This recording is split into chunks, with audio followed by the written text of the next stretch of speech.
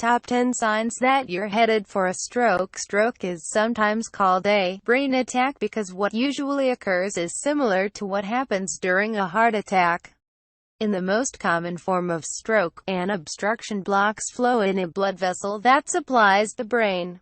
A fatty deposit on blood vessel walls often gets the obstruction started. Blood clots can then form at the site of the deposit and make the obstruction worse. Clots also can form elsewhere in the body, break free and migrate through the circulatory system toward the brain, where they can cause a stroke. Strokes from clots, ischemic strokes, account for 87% of strokes. They also occur when a blood vessel ruptures and bleeds into the brain, hemorrhagic strokes. Knowing the underlying cardiovascular factors that put you at risk for stroke can help you avoid its potential disabilities or death. Here are the top stroke risks and what you can do to improve your odds. 1. Being a man or a woman. The stroke risk. Men are more likely than women to have a stroke until age 75. According to statistics from the American Heart Association. Then the chance evens out. After age 85, women are at greater risk. There's a misconception that stroke is a disease of old men, says Larry B. Goldstein, MD. Chairman of the Department of Neurology and co-director of the Kentucky Neuroscience Institute at the University of Kentucky. The good news? For both men and women, as many as 9 out of 10 strokes are preventable by minimizing risk factors, according to a July 2016 study of 26,000 people by McMaster University in Ontario, Canada. Reduce it. You've cut your risk just by reading this, because knowledge is power. Next, lower your chances of having a stroke by focusing on factors you can control, especially if you didn't think you had anything to worry about. 2. Your family tree. The stroke risk. If your father, mother, brother or sister already has had a stroke, your risk of stroke is 1/3 higher. In some cases, the risk lies in a genetic disorder that can lead to stroke. Sickle cell disease is one example. A gene mutation called CADASIL, cerebral autosomal dominant arteriopathy with subcortical infarcts and leukoencephalopathy, is another. Your ethnicity also plays a role. African Americans have a much higher risk of stroke than Caucasians, partly because they're more likely to have a range of cardiovascular risks that contribute to stroke. The odds of having a first stroke are twice as high for African Americans as they are for Caucasians. They also die of their strokes more often as well. Reduce it. You can't change your genes, so do everything you can to change bad lifestyle habits. 3. Smoking. The stroke risk. Smoking damages cells that line blood vessels, thickens and narrows arteries and encourages the formation of clots. It also boosts blood pressure, lowers HDL, good cholesterol and raises triglycerides, all of which can make strokes more likely. Reduce it. Avoid all tobacco smoke, both your own and other people's. Exposure to secondhand smoke increases the risk of stroke by 30%, even among non-smokers. According to a paper published in the July 2015 issue of the American Journal of Preventive Medicine. If you find it hard to quit smoking for your own sake, do it for the sake of the people around you, especially children. Dr. Goldstein advises. 4. Multiple drinks. The stroke risk. Heavy drinking is associated with unhealthy changes in blood pressure and can make blood clots more likely. In fact, alcohol may raise stroke risks even higher than other cardiovascular risk factors in middle-aged heavy drinkers. Their risks are 34% higher than those of light drinkers.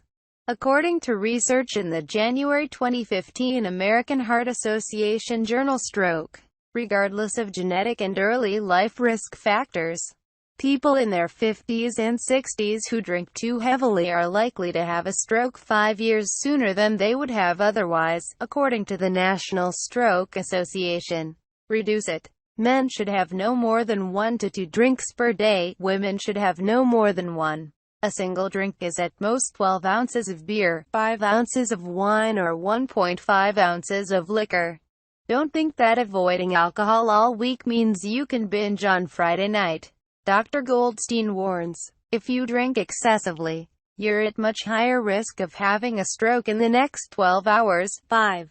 Excess weight. The stroke risk. Having a body mass index (BMI) of 25 or higher boosts cardiovascular risks, according to the National Stroke Association. These include high blood pressure, insulin resistance, high triglycerides. Find out your BMI, a number determined by your weight and height. Weight-related risks tend to occur together in metabolic syndrome, which is a cluster of these and other conditions, and stroke is one of the key dangers of having it. Reduce it. Losing as little as 10 pounds can significantly reduce stroke risk factors, such as lowering blood pressure and improving cholesterol levels. Eating more fruits and vegetables is key in any weight loss plan. A Mediterranean diet that includes nuts, olive oil and whole grains may also help reduce your risk of stroke. 6. Lack of exercise. The stroke risk. A sedentary lifestyle increases your risk for stroke and a lot of the factors that contribute to it. In fact, inactive people are 20% to 25% more likely to have a stroke than those who are moderately or highly active, according to a 2015 review of past studies published in the journal Stroke. Reduce it. Get 30 minutes of moderate exercise, such as brisk walking or biking, at least 5 days a week. If you can't squeeze a half-hour workout into your schedule almost every day, aim for 150 minutes of exercise a week in any combination.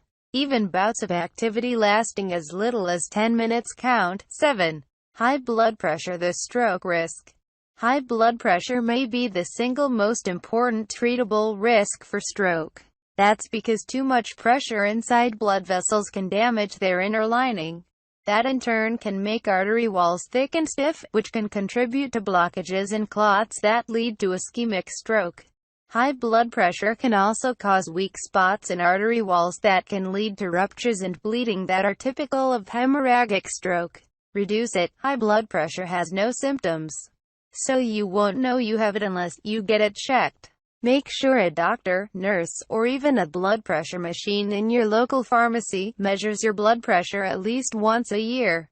Lifestyle measures such as a diet with lots of fruits and vegetables and minimal amounts of salt can help bring pressure down.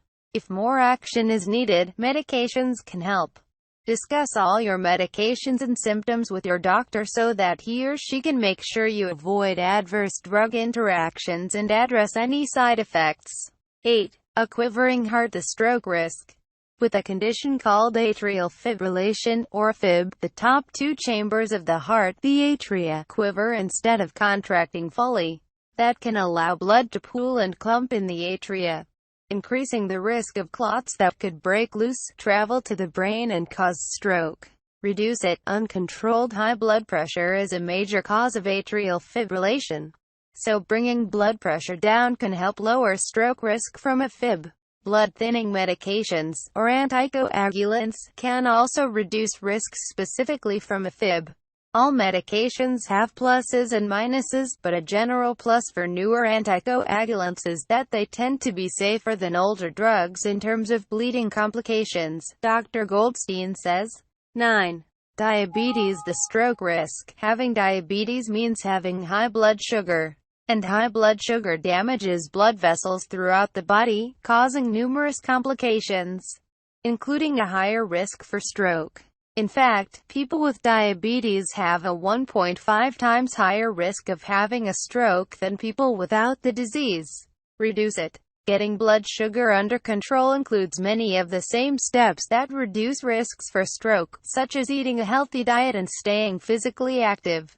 Whether taking diabetes medication lowers stroke risk has been less clear, but one of the most recent studies on that question found a stroke risk benefit in people who tightly regulated blood sugar through a combination of lifestyle and drugs.